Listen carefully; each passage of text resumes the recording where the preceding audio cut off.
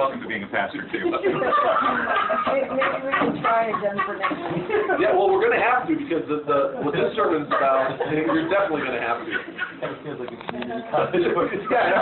Anyone bring their book? No. Homework? Nah. You got your book. All right, Elvis, you got it. Anyone open the book? Well, thanks. We're not there yet. All right, so going along the theme, grace and mercy are part of what I like to think of it is, I think it helps us understand it better. Grace and mercy are subsets of God's love. Love, for God to be love, He has to have these other attributes that all equal the love. Because we like to think, well, God is love, so there's no, God is wrathful, God is vengeful, God is judger, God is this, because we think of those things as bad, but we can't separate them. So you have grace and mercy, those are a couple of the attributes, and then the topic that we're going to be talking about today, which is justice. Now, all of us are fans of justice. Sure. Not all of us are fans of grace and mercy, but they go hand in hand. You can't have one and the other. You can't go, I want justice, but I'm not going to be merciful. I want justice, but I'm not going to be graceful. And that's the exact same way it is with God. God cannot pick and choose, I'm going to be this, but not this. Because it would contradict who He is. He cannot be, he cannot stop being something that He is. For Him to exist in the state that He is, perfect, He has to be all of those things. And no one gets more treatment than the other. So it's not like God is loving, but He's not, there's no justice in Him. They're equal. They're the same. They're administered evenly, if you want to speak it, say it that way. So it's not like you go, God, 51% love and maybe 49% justice. It doesn't work that way. God is 100% love and 100% justice simultaneously. So, we'll start like I did last week. What's justice? Trueness. Trueness? Yeah. Okay. Elaborate on that. Actual facts that are correct. Okay. True justice. True justice, okay, actual facts. Andy, what's justice? It's just like community college, you can fall asleep. Fairness, okay. Yes, right and wrong. What's right and wrong, okay. What's right? Getting what you deserve. Oh, getting what you deserve, okay. That is good, that is good. So, what... Do we always get justice on this? Sorry. Well, okay, that's it. Say that again. Do we always get justice on this earth? Do we always get justice on this earth? No. No? Because that's coming from man, but the justice that comes from God is just. Okay, I like where you're going with this, because you're actually touching on a bunch of the things that I'm going to hit on today. So, justice is the sense of, give me your definition again, Pastor Wood. Getting what you deserve. Getting what you deserve. Okay, give me examples that we come across in everyday life of justice. I was speeding and I got a ticket. Okay, that's justice. What else? Anyone deal with the criminal court system here? Who doesn't?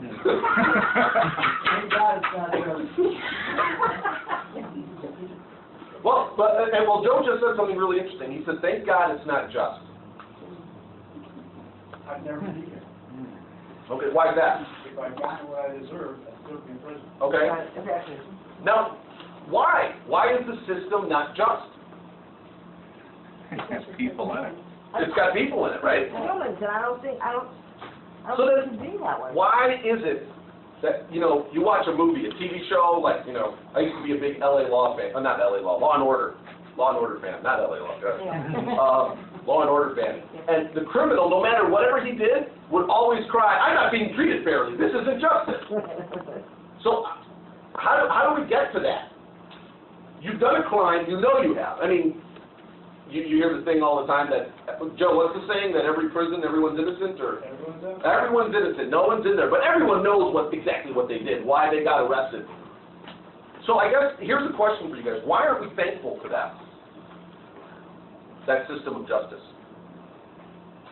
Sometimes we don't always win. Oh, so you have to win to be just. Well, sometimes. Sometimes. No, okay, say I broke in the law, I robbed the bank, I got arrested. Why am I mad? Because you got caught. But didn't I get what I'm supposed to get? Right, you don't as a human, you You don't don't want want it. You don't But want we just, justice. like Joe just said, he's thankful for the justices, the system that we have in place. The broken system we have in place is So, what he said. you're thankful for the broken system we have in place. Well, it goes both ways. Okay, There's regrets in this justice. sure. You've got innocent people. There are innocent people being accused of things. There are, I don't know about a lot, but there are innocent people being accused, yeah, definitely. But I just, be careful with the a lot, because then we're gonna have everyone in here running around back to their work to Freud. I'm one of those people! Joe told me it's yours, I'm one of those people. Well, I think one of the things we need to look at, and then we're gonna pray and get into the text and stuff, but one of the things that we need to look at is the reason I think we don't like the system that we have in place, or the reason that we do like because the system is broken, is because of how it's modeled. And I'll get into that, we're gonna pray and then we'll get into it. So bow your heads with me. Heavenly Father, we're grateful for you. We love that you are just. It's hard for us to understand exactly what that means because it's difficult for us to be just and fair to other people, yet at the same time we demand justice. We want vengeance. We want to be cared for and taken care of when we've been violated and wronged. So Father, help us. Help us understand what it means to be just. Give us the proper perspective. Fill us with your Holy Spirit so that we know that it's from you, our understanding of justice, and help us to live like your Son, who was just and was treated unjustly. And in him we pray. Amen. Amen. So, we arrive at a point where justice has to be administered because of sin. Is everyone in agreement with that? Whether it's breaking a law or something. Sin is the reason that we are faced with justice. Now, one of the difficult things of the whole justice process that we have here on earth is we fail to realize that there is a consequence for what we do. And we see it in other people. We see it in ourselves sometimes. But oftentimes, we look at that one person who seemingly gets away with it all the time, right? We've all been victims of some sort. All of us have. Someone's mistreated us, abused us, robbed from us, injured us, and we look at them and we go, they haven't paid for that. They have not been caught. They haven't been properly dealt with. And it infuriates us. It makes us angry. And then we want to be the ones to administer it. Right? Am I alone in this? Or Right, I'm following you. I think of something like, and this isn't, in the grand scheme of things, this isn't really a big deal. How many of you have ever walked out to your car, you think everything's okay, and then all of a sudden you notice there's broken glass on the floor? Right? What's that first thing you feel? You're not mad. You're like, what? What just happened here? Someone broke in my car. But your first reaction is, what is going on here? Right. Right? Freak out. Yeah, you're like questioning it, like this can't be real. Then you go to your car, you open up the door, and the seat's covered in glass, and the radio's missing. Or if you accidentally left your wallet or your purse in the car, that's missing. Something's gone, and what do you feel? Before you answer, it's usually not anger first, and you're usually not mad, but there's something else we usually feel. Rage. Rage, okay. Angry. Shock, violation. Violated. Isn't it that sense of, it's not what was taken. Disappointed. Well, disappointment, I think those things, that violation, because it's not what was stolen, but that They did it at all. they did it. There was something from you that was taken without your permission. Your rights were in a sense, stripped away from you. And I'm using something small, because in the scheme of things, you look at a broken car and you're like, it's more, the biggest pain in the neck when your car gets broken into is cleaning up that glass. Even if you take it to a professional shop, Still there. they vacuum it, and then 2 months later you're reaching your hand in your cup holder and you pull it out real quick and it's bleeding. You're like, it's like 5 pieces of glass in there. It just, that's the most aggravating part of it. But we feel just violated, that someone has done something to us. And really, they didn't do anything to us. They broke into our car and stole our radio, or our purse, or a wallet, or a cup holder full of change. In the scheme of things, it doesn't even matter. Yet there's a feeling that we get inside that just, it makes us like sick, like something has been perverted, something has been changed. And then you always have that feeling when you go into your car, like, was the guy sitting in here? Did he do something in here? You know, did he touch other stuff and I'm not going to be able to, you know what I mean? It's that constant questioning. Then we start feeling the rage and the anger. And now we start doing this. We want to become vigilantes, right? We're driving around going, if I see anyone breaking into a window, I'm going to stop it. I'm going to deal with that guy. Because I don't want someone else to go through what I did, right? Or now you're on the neighborhood watch committee and you're looking out for it. Hello, officer, there's someone standing by a car. Like, okay, he might be breaking in. Oh, no. He's got a key. He's getting in. It's okay. I overreacted, you know? We become so hypersensitive to it. And think about it, scale it up. Not just breaking a window, but scale it up to more serious crimes. We're on the lookout for that stuff, and now we become vigilant about it not happening to other people. Right. Because we don't want them to experience what we've experienced.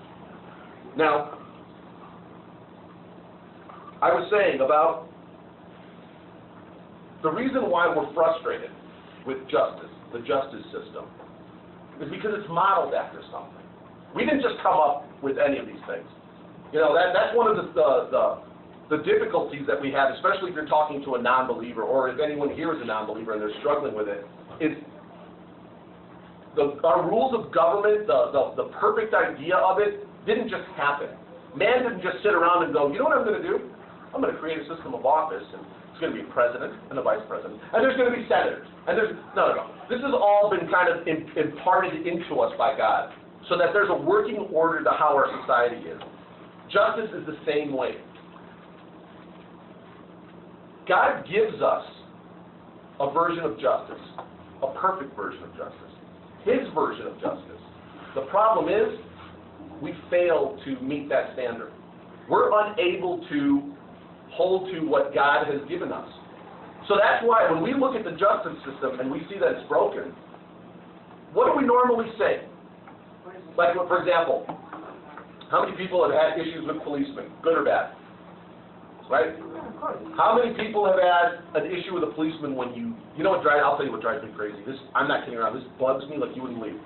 You're at a stoplight, and you're at an area where traffic is just awful, and then all of a sudden you see the lights turn on, and you're kind of like, oh, that's weird.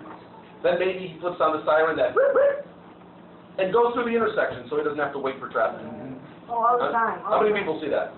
You know, That drives me insane. I mean, I'm not kidding around. I'm like, I want to call that person sergeant. I want to, but you know, for whatever reason, it makes me mad that they won't wait.